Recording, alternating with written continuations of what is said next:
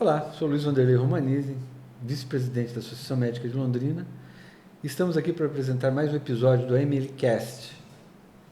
Dessa vez nós vamos conversar sobre um tema que agora começa a ter uma relevância, que são as patologias respiratórias na infância. E por que da relevância? O outono e o inverno, classicamente, é o período que há um aumento da incidência dessas patologias nas crianças. E para isso nós trouxemos, para conversar conosco, a doutora Amanda Fernanda Barroso Frois, é formada pela PUC de Londrina, então uma prata da casa, fez a sua formação em pediatria no Hospital da Providência Materno-Infantil do Grupo do Hospital Nossa Senhora das Graças e também tem a formação em homeopatia, feita pela CEL, certo, Amanda? Certo. E é titulada em homeopatia e ela atualmente exerce o cargo de diretora do Departamento de Homeopatia da Associação Médica de Londrina. Muito bem, Amanda, eu já dei essa abertura, já te coloquei, né, a deixa para começar a falar. A gente classicamente tinha, e quando a gente fez faculdade, e eu mais do que você, de que outono e inverno era a época negra para a pediatria, as patologias respiratórias, tinha um aumento muito grande de incidência. A gente sabe que com essas mudanças climáticas isso mudou um pouco, mas ainda aumenta muito, ainda existe, né, uma incidência maior. Queria que você falasse alguma coisa sobre isso, sobre essa questão da incidência, do porquê que essas épocas eram as épocas que geravam maior incidência das patologias respiratórias. Bom, perfeito. Aumenta muito mesmo a questão do outono, às vezes na pediatria parece que é até pior que o inverno. Porque quando começa essa mudança do tempo, do clima, e as mães geralmente ficam até um pouco mais angustiadas, porque até mesmo quando a criança já é um bebê chiador, por exemplo, ou já tem uma bronquite, uma rinite, eles percebem que quando vira o tempo, aumenta um pouco os quadros de bronquiolite, crise de asma, os resfriados, gripes, as crises de rinite, sinusite, esses ites todos, inclusive algumas crianças até com dermatite. Então, aquela tríade completa. E, com isso, aumenta a procura no pronto-socorro. Então, por isso a questão da pediatria, a área mais nebulosa. Então, nesse sentido, aumenta a procura do pronto-socorro mesmo. Inclusive, agora, atualmente, na nossa cidade aqui de Londrina, os prontos atendimentos estão bem cheios, mais com quadro respiratório, apesar da dengue, dessa situação que a gente está passando, mas da parte de respiratório também está bem complicada mesmo. E pós-pandemia, parece que até aumentou um pouco mais. Claro que sempre foi uma época muito cheia, mas ultimamente a gente está vendo mais esse aumento dos quadros respiratórios, principalmente de bronquiolite, por diversos vírus circulantes nessas épocas do ano. Aumenta a parte de influenza, vírus essencial respiratório, agora a questão de Covid, rinovírus, adenovírus, vários vírus.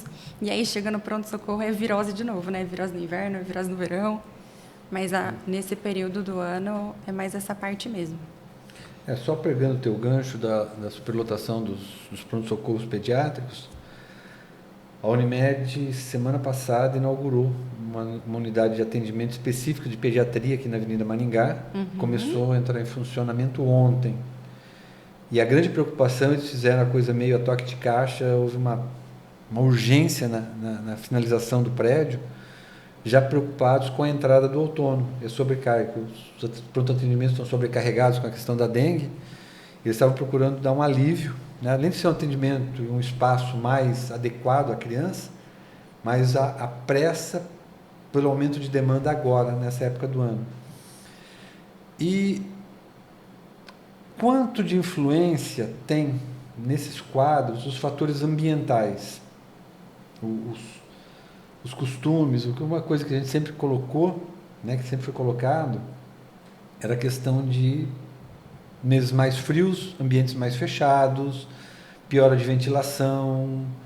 Então, o quanto de fator ambiental na rotina da casa influenciam, na rotina dos ambientes públicos também, influenciam nesse aumento de incidência das patologias respiratórias.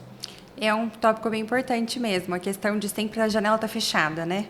E aí, quando a gente abre, vai tomar friagem, aí que vai ficar doente. Mas, na verdade, quando a gente fecha essa janela, a gente impede que esses vírus que agora estão em circulação, eles saiam também do ambiente. Então, eles aumentam ali naquele ambiente. E aí a gente pode falar dos dois tópicos, tanto o ambiente de casa quanto o ambiente público. Então, dentro de casa também a gente aumenta o uso de coberta, até a parte de tapete, cortina, tudo isso também ajuda por exemplo, atacar, entre aspas, assim, a parte de crises de rinite. Então, também a gente tem que lembrar da rinite sazonal. Então, nem todo o nariz que está escorrendo necessariamente é um quadro de resfriado. Pode ser a rinite da criança também. A questão da rinite do próprio lactente, questão da bronquite, que piora também nesse período por conta da mudança do tempo e também dos ambientes mais fechados. Quem tem bebê pequenininho já sabe dessa parte também. Então, por exemplo, claro que já aumenta o quadro de circulação viral, então de vírus que são dessa época do ano, e o contato. Então, por exemplo, quando a gente fica mais em ambiente fechado, com mais aglomerações, a gente passou por essa época da pandemia também, eu acho que as pessoas tiveram um pouco mais de noção dessa ideia, né? Então, por exemplo, de pegar na mão do bebê, de ficar beijando o bebê, então contato com os fluidos, e aí não tem essa circulação no ambiente fechado. Shopping, até mercado, igreja, ambientes mais fechados também, e aumento da proliferação dos vírus. Então, tem mais pessoas doentes naquele ambiente, o ambiente fechado não circula, e no caso aqui as crianças também acabam, por até uma questão da imunidade, que está em desenvolvimento, esse desenvolvimento do sistema imune da criança, acabam ficando até um pouco mais doentes. A gente tem, agora que você puxou o fator imune, existe o fator imune, né, influência do fator imunológico como patologia ou amadurecimento, e vamos colocar assim, uma subespecialidade do fator imunológico, que são as alergias, que na verdade se trata de um fenômeno imune, mas classificado de uma maneira diferente, é visto de uma maneira diferente. E a gente, nos últimos anos, tem observado um desenvolvimento, uma mudança de cultura, que é a introdução do PET. O PET virou um membro da família hoje, né?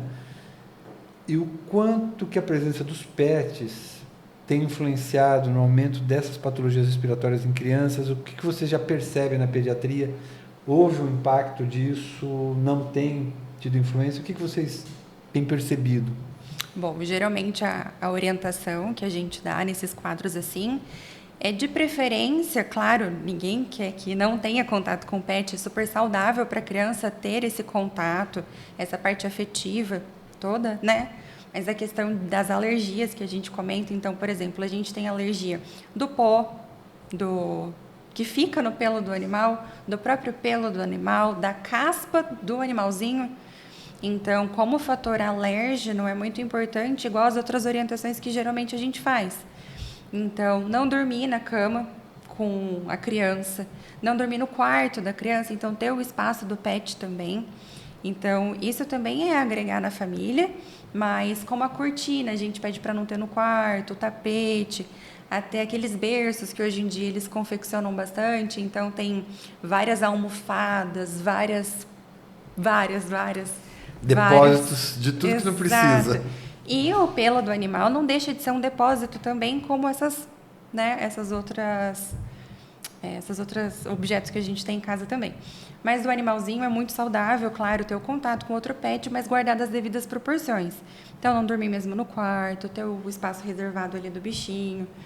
Então, e avaliar. Mas a gente vê, sim, que principalmente nessa época também piora um pouco.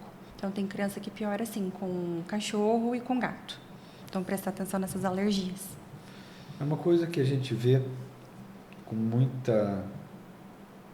não digo com muita frequência, mas não é tão incomum, diminuiu um pouco nos últimos anos, porque diminuiu o hábito, mas ainda é muito presente a questão do tabagismo.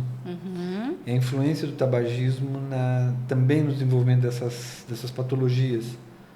Como é que vocês estão lidando com isso? Como que a pediatria tem orientado os pais? Como que tem sido esse trabalho de conscientização na questão do tabagismo? Eu acho que a pediatria é uma das especialidades mais chatas, nesse sentido, assim, porque desencadeia, é comprovado cientificamente que o próprio tabagismo pode piorar esses quadros respiratórios, tanto da parte de rinite, bronquite. E quando tem um pai, um cuidador fumante, a criança desencadeia mais essas crises mesmo. Então, ultimamente, como tem reduzido, tem sido visto de uma maneira mais receptiva. Então, os pais geralmente percebem mesmo, eles veem na própria criança, no próprio filho, no neto, os avós, eles percebem isso. O único problema agora que a gente está tendo é a questão do vapor.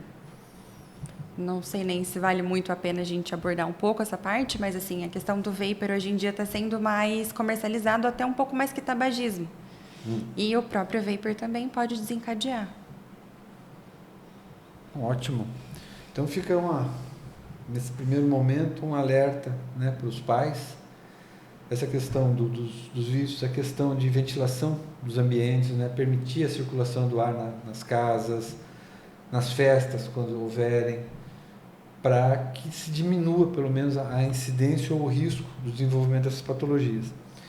Uma outra situação que foge um pouco dessa sazonalidade, mas que é muito importante, a gente percebe que traz muito transtorno na família, nos pais.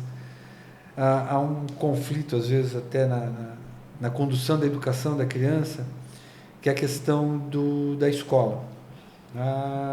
Prezinho, berçários, essas coisas que levam ao convívio de criança, tem aquilo. Ele vinha bem até o dia que começou a ir para o berçário, até o dia que começou a ir para a escolinha, e aí começa a pegar virose de repetição. E alguns pais acabam ou retardando a levar as crianças para a escola, né, para esse tipo de educação, ou retirando quando começam as patologias. Como lidar com isso? Como tranquilizar os pais nesse sentido de como ver isso e por que ocorre esse aumento de patologias respiratórias nessa fase vamos colocar, de socialização da criança? Perfeito. É uma queixa muito comum dos pais em consultório, pronto-socorro, tudo, porque é bem isso que você falou. Entrou na escola nunca mais, eu venho no pronto-socorro todo mês. Porque a criança, até os seus 5 anos, ela está ali em desenvolvimento do seu sistema imunológico mesmo, e ela aumenta o quadro de patologias. Então, ali, em média, uma criança vai ter de 8 a 12 quadros virais ao ano. Quando ela vai para a escola, aumenta de 15 a 18. Então, é todo mês, praticamente, dependendo da criança. Tem crianças que mais, tem crianças que menos, é uma média, claro. E os pais ficam muito angustiados com essa situação. Nessa fase tão importante que é a parte da socialização da criança, né? Inclusive de entrar na escola, tudo, por diversos motivos. Então, hoje em dia, também com a questão da homeopatia, a gente consegue ajudar nessa parte. A gente consegue ajudar a deixar essa criança um pouco mais ambientada na escola, melhorar esse sistema imunológico dela. Claro que hoje em dia também conversa-se muito sobre a questão dos probióticos e também questão de higiene mesmo da própria criança. Então, lavar a mão, a questão da lavagem nasal também tem ajudado bastante. Tem entrado na parte da rotina de higiene das famílias também. E, geralmente, depois que a gente começa com algumas abordagens desse jeito, as crianças tendem a dar uma melhorada. Em termos de tempo, vamos colocar assim para as mães, né, os pais, tirarem um pouco da angústia que eles vivem com relação a isso. Quanto tempo? A partir do momento que a criança começa a conviver num ambiente mais social, durante qual o período de tempo, número de anos ou meses, que ela vai ter esse comprometimento maior quando ela adquire uma resistência maior a esses quadros? Geralmente com 5 anos. Não é o tempo de exposição? Não, geralmente é mais relacionado com a idade da própria criança mesmo. Após os 5 anos dá uma melhorada. Claro que tem criança que menos. Vai do desenvolvimento de cada um, mas a média geralmente é com 5 anos. Mudando um pouquinho o foco da conversa, a gente tem uma lista de ites, né? Então tem rinite, faringite, laringite, traqueite, laringotraqueite, faringolaringite, gripe, resfriado, asma, bronquite asmática. Né? A gente tem uma salada que todo mundo... E isso confunde um pouco os pais. E como que a gente poderia citar assim? né, sem entrar, não é um objetivo, não é uma aula de medicina, isso daria tema para muitas aulas, mas em termos gerais, botar cada um numa caixinha, para depois a gente poder orientar melhor os pais no o que fazer, quando procurar ajuda, quando não procurar, quando se desesperar, quando só ficar preocupado, quando ficar relaxado. Bom, basicamente, para a gente na pediatria, a questão da febre. Tem até um artigo muito, muito legal da Sociedade Brasileira de Pediatria, que é sobre febrefobia, que é um sinal de alarme para a gente. Então, isso é muito importante. A gente consegue separar algumas dessas doenças em caixinhas em questão de febre. Então, quando algumas têm febre, algumas que não têm febre. Claro que, por exemplo, a bronquiolite pode vir junto com febre, a questão da gripe vem com febre, senão é um resfriado. Mas de fator de alarme para a gente, então nessa época do ano a gente tem que prestar atenção em febre. Febre e mais parte de desconforto respiratório. Então, geralmente, quando passa em consulta pediátrica nessa época do ano, a gente já pede para prestar atenção, dependendo da idade da criança principalmente. Então, por exemplo, se é um bebê, batimento de aleta nasal, quando afunda o pescoço, a gente pede para olhar ali, então fúrcula, tiragem subcostal, quando a respiração fica um pouco mais ofegante. Claro que às vezes um bebê, como o nariz é muito pequenininho, trancou ali, congestionou, pronto, a criança vai respirar um pouco mais congesta mesmo, né? Mas fica um pouco mais desconfortável. Mas para a gente a questão do desconforto respiratório é o principal. Então tem algum sinal de alarme. Febre com desconforto respiratório ou mais parte de desconforto respiratório, procurar o pronto-socorro. Mas voltando um pouquinho atrás, repetindo a pergunta. Claro. Naquelas itens que eu listei, tentar, assim, quando eu falei colocar em caixinha, assim, o que é um resfriado? O que é considerado um resfriado? O que é considerado a gripe? É a mesma coisa? O que é uma faringite, uma laringite, bronquiolite? Para a gente pensar que a gente está falando para leigos. Então, vamos descendo. Então, assim, e aí a gente vai colocando esse grau de importância dos sintomas, da manifestação. Claro. Então, a gente começa pelo resfriado. Então, o resfriado pode ser questão de congestão nasal, espirro, até um pouco de tosse. A gente entra nessa abordagem. Quando que muda de um simples resfriado para um quadro de uma gripe? Então, a gripe tem febre. Então, a síndrome gripal, ela precisa ter a febre, mais algum desses outros fatores. Nariz escorrendo, congestão nasal, tosse, espirros. Então, daí já entra no quadro da gripe, que são quadros virais, transmitidos pelos vírus que a gente abordou anteriormente. Já a questão da laringite é aquela tosse de cachorro. Geralmente a mãe fala, olha, eu trouxe, porque começou 3 horas da manhã, aquela tosse de cachorro, ninguém mais dorme, a criança não dorme, ninguém dorme. Que é uma tosse mais ladrante, então pega ali a parte da laringe. Também geralmente causada por quadros virais. Faringite. Além das amígdalas, a gente também tem a parte de faringite. Então, toda dor de garganta é amidalite, toda dor de garganta precisa de antibiótico. Também não. Então, a gente tem as faringites que são virais e tem as faringites bacterianas. As mais comuns nessa época do ano são as faringites virais, que pegam um pouco mais para baixo, ali das amígdalas. Depois descendo. Só, ressaltar que até esse ponto, até chegar na laringite, na faringite, normalmente a criança, salvo o bebezinho que tem o nariz congesto, tem uma dificuldade para respirar, não é o respirador, ainda não aprendeu que dá para respirar pela boca, tem uma dificuldade, bucal, né?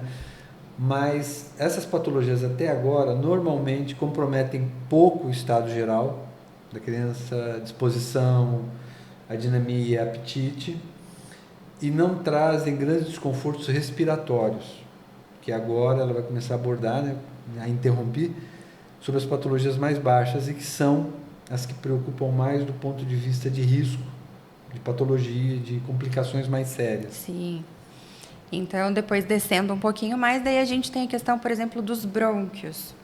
Então, ali descendo a gente tem uma parte mais inflamatória, que a gente pode chegar ali até a parte dos bronquíolos, e aí tem a parte da bronquite ou a parte da bronquiolite. Então, as duas, de uma maneira mais grosseira, tem por manifestação broncoespasmo, que é aquele chiado. Então, para a gente, o chiado é diferente do ronco, mas às vezes para a mãe, o que às vezes pode acontecer? Que também é uma diferença importante, igual você abordou ali agora, falando do quadro geral da criança. Então, por exemplo, Congestiona o nariz, pode fazer um ronco de transmissão. Então, às vezes, a mãe sente até vibrar o peito, chega preocupada, falando que está chiando. E é um ronco. Agora, o chiado para a gente é aquele miadinho de gato, o sibilo propriamente dito. Então, isso também é um fator importante para a gente avaliar, que é o comprometimento daí da parte mais de inflamação pulmonar, que também pode ser desencadeado por alguns vírus. Dessas, principalmente as patologias respiratórias baixas, as altas às vezes pode predispor, né? Qual a incidência ou estatísticas tem que acaba evoluindo para um quadro de pneumonia, uma situação bem mais séria, às vezes necessitando de internação, há um risco maior da integridade da criança. O que vocês têm? Quais dessas patologias predispõem mais a evolução para a pneumonia? Depende da questão da pneumonia viral. Então, por exemplo, a gente tem alguns quadros, principalmente nos bebês, que evoluem um pouco mais para pneumonia viral ou pneumonia propriamente dita, do que para crianças maiores. Então, em crianças maiores a incidência é menor, mas em crianças menores a incidência é maior. Principalmente a questão de internações, a gente vê mais abaixo dos 6 meses nos quadros pulmonares. E fator de alarme de risco para a gente são nos bebês abaixo de 3 meses, dessa parte de internação. Se for falar assim, números, mais ou menos, se eu pegar um quadro respiratório, 1 em cada 10, é um valor importante, se você for ver. 10%? Para qualquer estatística de patologia alta. É bastante, né? Pensando nas patologias respiratórias, né, e você tocou no assunto febre. Febre é o terror da mãe, né? Com razão, ela pode ter desdobramentos. O quanto se preocupar com a febre, né, como sinal de alarme, qual o nível, né, de temperatura que é mais perigoso, porque a gente tem um conceito, e a gente sabe não só um conceito que a população tem, existe realmente o problema da convulsão febril. Então, a partir de que nível essa febre passa a ser de maior risco? Depende só de uma sensibilidade individual? Ou quando a febre sai correndo para o pronto-socorro e quando a febre, não, vou esperar mais um pouco? Tá. Bom, a febre é realmente um sinal de alarme independente da febre, porque é o nosso sinal de defesa. Então, o nosso organismo está combatendo alguma coisa. Que coisa? E geralmente é nessa parte que as mães ficam um pouco mais angustiadas. Aí tem aquelas que falam, o pediatra pediu para eu esperar 3 dias para vir no pronto-socorro. Mais ou menos. Quando que tem que ir no pronto-socorro? Então, quando o estado geral da criança igual abordado das partes de vias aéreas superiores, a criança está bem. Então, quando a criança está comendo, está brincando, está tranquila, ela está com o estado geral bom, a gente já fica um pouco mais tranquilo. E observar se tem algum outro sinal ou sintoma que está junto. Então, por exemplo, ela está com febre, o nariz começou a escorrer, então eu já tenho alguma outra direção. Agora, quando a criança está com febre, prostrada, não está comendo direito, não está se alimentando, está mais amuada, e a mãe sabe como que é o normal do filho dela, então, ninguém mais importante que a própria mãe ou o pai para falar, e esse é quando a gente se preocupa. Agora, de questão da temperatura, a partir de 37,3, na pediatria, a gente já pode falar que a criança está com febre relacionado com outros sintomas. Se não é aquele 37,8 e avaliar o que está acontecendo com essa criança. Quando ela está com febre, ela está tendo essa prostração, depois que passa a febre, passa. Então, dá para a gente ir avaliando pouco a pouco. Agora, da crise convulsiva febril, que é o que deixa todo mundo preocupado na nossa população, tudo claro, é uma questão bem complicada, porque daí eu não sei se ajuda ou se atrapalha. E a crise convulsiva febril, ela independe da temperatura. Então, tem criança que vai convulsionar com 37,8, tem criança que vai chegar com 39 e não vai acontecer nada. É uma predisposição que cada um tem e geralmente é uma doença benigna que acontece ali até os 5, 6 anos de idade. Tem criança que pode ter esse quadro e depois nunca mais tem nada. Não significa necessariamente que essa criança tem uma epilepsia ou alguma outra coisa do gênero. É uma crise convulsiva febril. Agora, de febre alta, para a gente vai ser ali para cima do 38,5. Daí a gente se preocupa um pouco mais. Nesse sentido, assim. Eu respondi? Muito. Agora, assim, tá. a gente já tem uma noção do que seriam os quadros, alguns sinais de alarme para os pais se preocuparem ou não, né, na urgência de procurar ajuda. O que fazer então agora? A partir do momento, estou com uma criança lá em casa, meu filho está gripadinho, nariz escorrendo, tossindo um pouco. O quanto eu espero quando eu levo para o pediatra? Quando eu levo para o pediatra ou quando eu levo para o pronto-socorro? Quando dá tempo de esperar, meu pediatra vai ter... Começou com a febre agora à noite, ou com a tosse, alguma coisa agora à noite, dá para esperar amanhã para eu marcar com o meu pediatra? Ou tem que sair correndo para o pronto-socorro? Qual que é a orientação de ser dada nesse sentido? De fazer as coisas...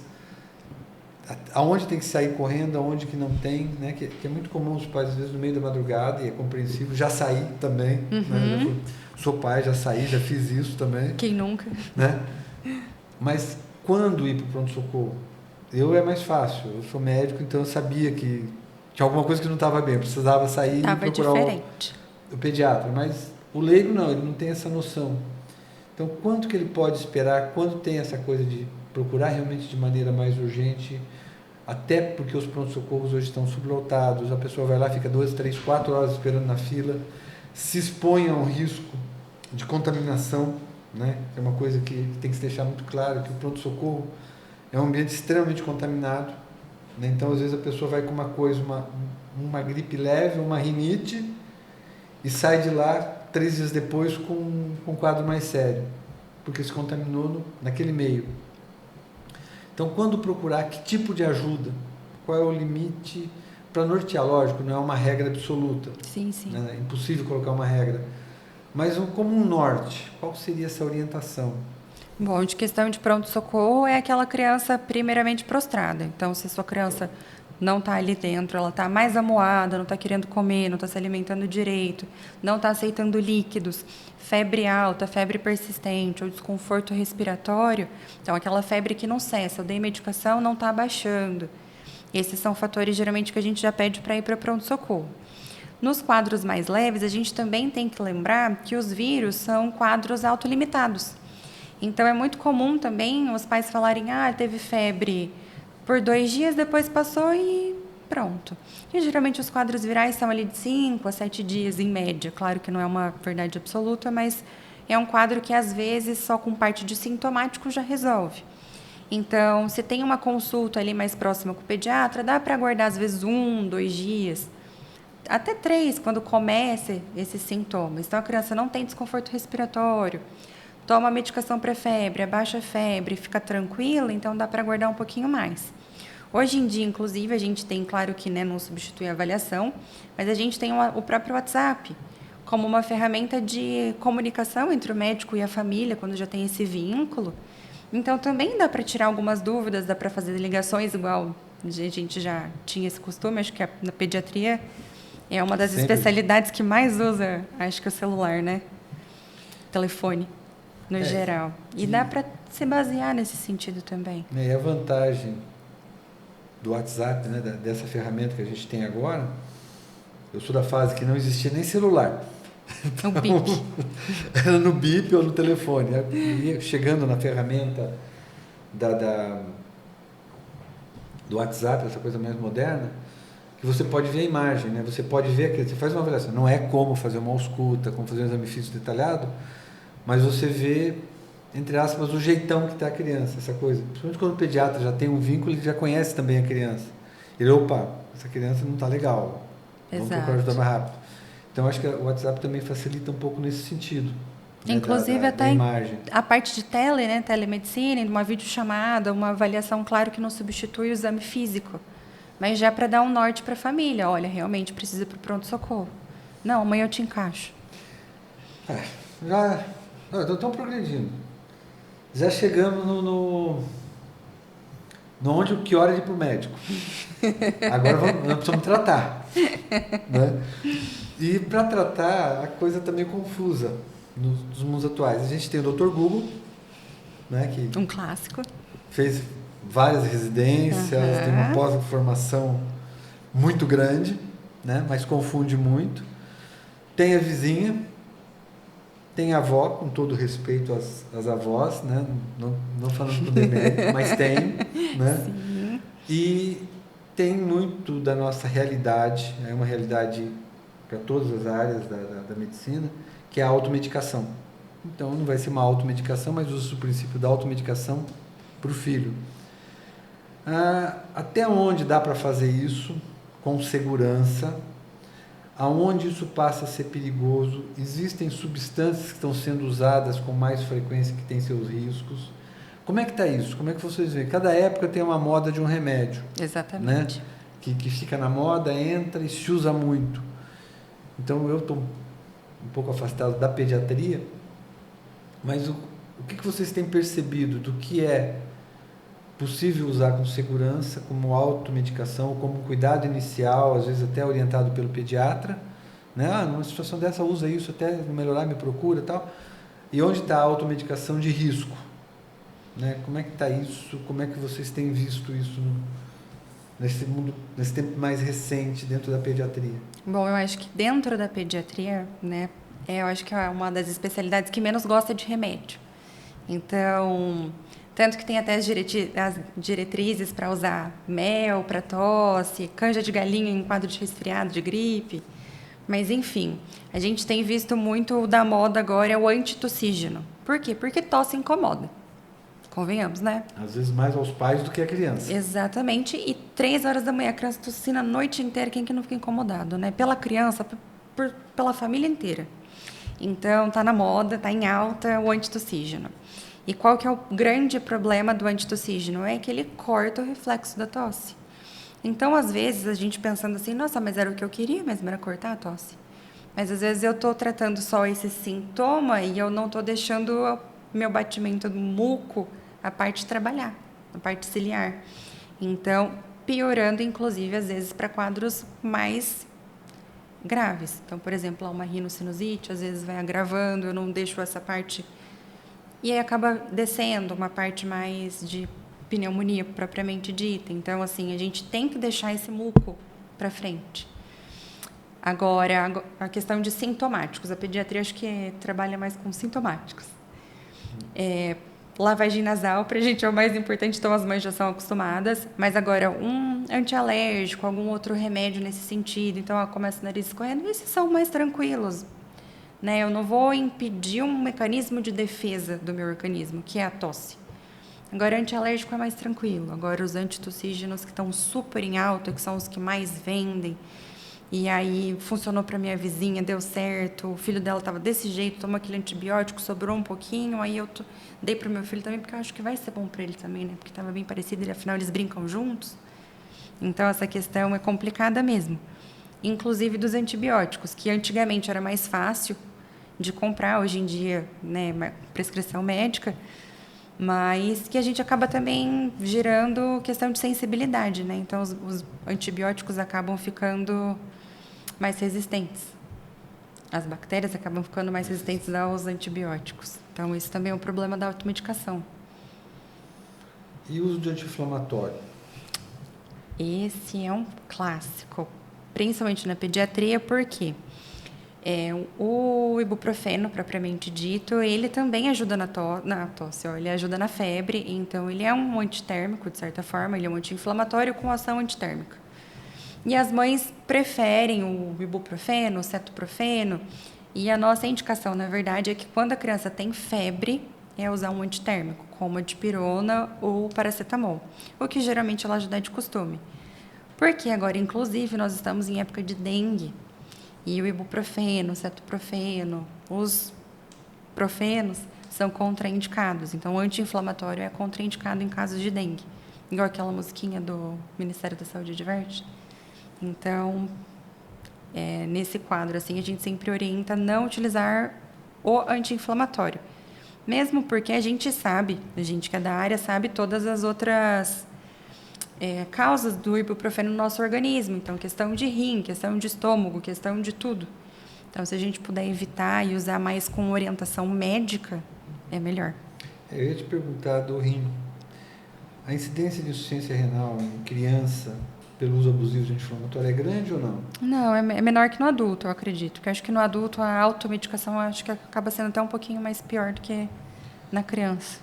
Certo. Já o Dr. Google falhou, Então foi para o doutor de verdade, né? Foi lá para a doutora Amanda. O que recomenda? Lógico, é muito difícil fazer um tratamento estándar, você já colocou, mas o que pode ser feito dentro das ferramentas que vocês têm na pediatria de tratamento? Quais os tratamentos mais indicados, assim, de uma maneira mais geral? Bom, eu sou suspeita por conta da homeopatia, então essa parte da homeopatia eu acho que é muito importante e muito interessante, porque a gente começa a ver que quando o remédio começa a fazer o efeito daquela ressonância, a criança parece que não pega nunca mais nada. Então, é até uma coisa que as mães falam, né? Nossa, melhorou bastante depois do tratamento de homeopatia. E acho que até na vida adulta a gente fala assim, minha mãe me dava homeopatia quando eu era criança e eu melhorei. Então, a homeopatia, para mim, é muito importante, inclusive na parte de agudos, quanto na parte de prevenção.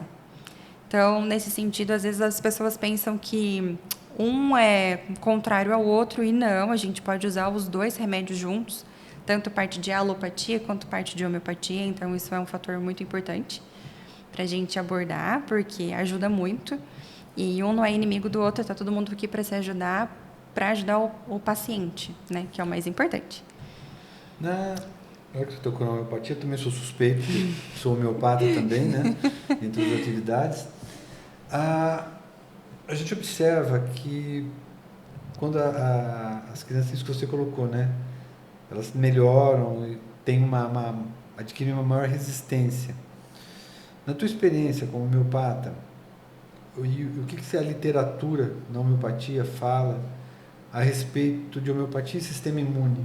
O que a gente pode usar? É possível usar a homeopatia no sentido de trabalhar a prevenção ou a diminuição desses quadros? A prevenção talvez seja o termo mais adequado. Mesmo naquele quadro, na situação das crianças que vão para a escola precoce, começam a vir socialização, ela teria uma influência de abreviar esses quadros, ou diminuir a incidência e a gravidade dos quadros? Bastante, na verdade. Na prática, na experiência, assim, a gente vê que melhora muito. Quando a gente começa a usar a homeopatia, o remédio está indo legal, a criança, depois de um período, geralmente eu vejo uns 2, 3 meses ali, e aí depois a criança fica muito mais tranquila, e quando tem alguma outra coisa, é muito mais brando. Não é um quadro mais grave, propriamente dito. Então, melhora, assim, a parte do sistema imunológico da criança nesse período. E tem uma lenda, né, que se fez, é senso comum, a homeopatia é lenta. Precisa tomar aquele remedinho, aquelas gotinhas, aquelas bolinhas, muito tempo para ela fazer efeito. E você falou em tratamento de agudos. Exatamente. Né? O agudo é um quadro, como o próprio nome diz, que tem que ser resolvido de maneira rápida. Qual que é a ação da homeopatia nos quadros agudos, né? Especificamente, como é que você percebe quanto tempo você pode esperar num tratamento com homeopatia num quadro agudo? Bom, geralmente nos quadros agudos também a gente tem algumas medicações agudas, propriamente dita, para aquele quadro específico. Então, por exemplo, eu não preciso acreditar para funcionar também, né? Outra lenda. Sim. Né? Já ouvi muito isso. É que eu não acredito muito, mas que não precisa, tá tudo bem, pode só tomar. Então, ela geralmente ali, na criança, que a gente está conversando aqui, a gente orienta os mesmos sinais de alarme. Então, eu não vou ficar com uma criança prostrada em casa esperando ela melhorar. Então, a gente também guardada a devida proporção. Mas, geralmente, em 1, 2 dias, a criança já tem uma melhora significativa. Então, a gente tem homeopatia para febre, a gente tem homeopatia para quadros de tosse, dependendo de qual é a tosse, para quadros de bronquite, para quadros de pancada, para vários quadros específicos, né? Por exemplo, aquela... Eu gosto muito porque essa é muito conhecida. E quando a gente passa, as pessoas falam, nossa, arnica. Que era um clássico, arnica. Que é um clássico de vó, não é mesmo? E a gente passa arnica. Uma outra coisa que na homeopatia há um conflito, entre aspas, com a alopatia é a questão da febre. Né? A nossa visão da febre é um pouco diferente do alopata. Sim. Né? E isso acaba gerando, às vezes, até uma dificuldade no consultório quando a gente vai tratar de uma criança com febre. O que você falaria sobre a homeopatia e febre? E em contraponto com a alopatia. Polêmico. Essa é para botar em saia justa. Mas isso não precisa nem muito longe. A Sociedade Brasileira de Pediatria já fala. Então, de estado geral, um remédio muito importante para a gente na febre, na pediatria, é a água, é a hidratação. Então, a gente tem outras coisas que a gente pode fazer, a questão do banho, a questão de hidratar essa criança e ver como que ela fica. Então, eu não vou me marcar ali naquela temperatura, porque nossa, deu 37,8, eu preciso medicar. Não, a gente medica o que precisa ser medicado, independente de onde que for, tanto pela parte da homeopatia quanto a parte da alopatia. Lembrando que a febre é um mecanismo de defesa do nosso organismo igual a tosse. Eu acho que isso é importante a gente lembrar. Então, a febre não é nossa inimiga. A febre é um alarme. Quando que é o problema? Quando o nosso organismo não faz febre. Então, né? Assusta muito mais e preocupa muito mais a gente. Exato. Bom, queria agradecer a tua participação aqui conosco, foi muito produtivo, né? Eu acho que para os pais que assistam esse podcast vão e ouçam, né? Tiveram algumas orientações de como proceder com esses quadros respiratórios. A gente sabe que agora é uma época mais comum, apesar que com o nosso clima aqui na nossa região, a gente tem verão e inverno o ano todo, né? Tem épocas esse ano a gente teve um verão especialmente quente, mas a gente já pegou temperaturas altas no meio do inverno e ondas de frio no verão, mas de levar uma tranquilidade maior aos pais, que não é para se alarmar, se desesperar quando surge um quadro respiratório na criança, mas ficar atenta e também não negligenciar. Não é porque a gente falou que não é para se apavorar que vai deixar, não, então eu vou deixar. Não, mas ficar atento aos sinais de alarmes que nós colocamos aqui e procurar, daí ajuda. Pode-se usar a ferramenta do WhatsApp, hoje é uma maneira de contato com os médicos, quem tem os médicos que permitam isso, a gente sabe que não são todos os colegas que têm essa abertura. Na pediatria, esse contato é mais estreito, na homeopatia a gente também tem esse contato mais estreito, e que usem isso. E a grande, acho que mensagem fica tranquilidade, ficar atento aos cuidados, mas com tranquilidade, sem o desespero, sem o atropelo. Perfeito. Né? As portas ficam abertas a você, né? Que você já é da casa. Muito obrigada. Mas quando tiver mais alguma coisa interessante para nos colocar da pediatria, nos contacte e nós fazemos um novo MLCast com você. Muito obrigada pelo convite.